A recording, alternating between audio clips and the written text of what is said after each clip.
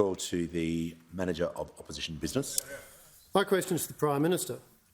Given emissions have gone up under the Albanese Labor government, how does the Prime Minister expect Australians to take this government seriously on climate action? Call to the Minister for Climate Change and Energy. Order. The Minister has the call. The Manager was heard in silence. We're going to show the same respect to the Minister. The Minister has the call. Well, thank you very much, Mr Speaker, and we on this side of the House welcome that question. You know, chutzpah is a wonderful word, Mr Speaker, and we've seen a wonderful example of it from the opposition today. A party and a coalition which presided over 10 years of denial and delay, which had 23 energy policies and couldn't land one, which can't tell the Australian people what its 2030 target is, or let alone its 2035 target, and which argues that renewable energy should be paused and we should rely more on coal and gas, Mr Speaker, while we wait decades for nuclear to come forward, has the temerity to ask this government a question about our policies, Mr Speaker. When we have legislated a Climate Change Act, when we've legislated safeguards reforms, when we've legislated new vehicle efficiency standards, which the member for Bradfield tried to do and got rolled by his cabinet, Mr Speaker, we've done it, which he couldn't deliver.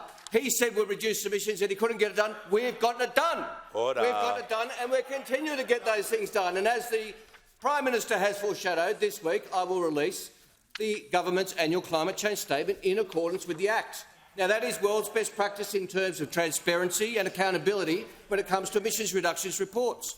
I'll be releasing the Climate Change Authority's annual progress report, Mr Speaker, which I've received and will table in the House. And it will make clear, together with the government's projections— Look, the question was broad in anyone's example, so the Manager will be able to take a point of order. But if it's on relevance, when you ask a question about how can the government be taken seriously on climate action, and the Minister is going through a detailed list of things about how the government is being serious on climate action, it's going to be difficult to take on relevance, but I'll hear the point. Thank you, Mr Speaker.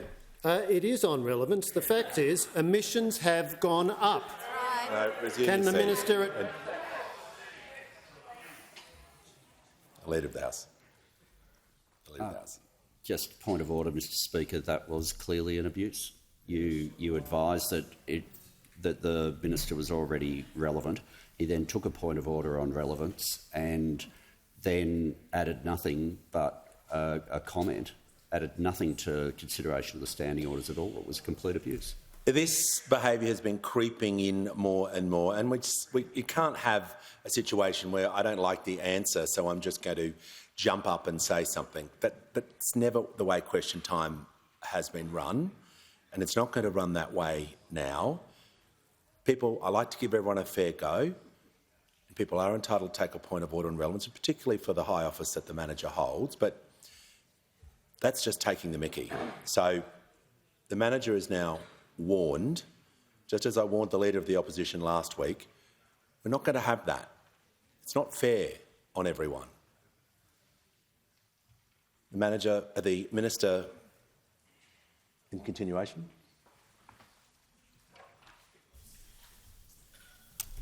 Mr Speaker, all these things the government has done, in addition to the capacity investment scheme, which is underpinning 32 gigawatts of new renewable and dispatchable energy, all of which has been opposed by those opposite, and all of which are contributing to emissions reductions in Australia, as will be outlined in the Climate Change Authority's advice and the forecast that will be released this week.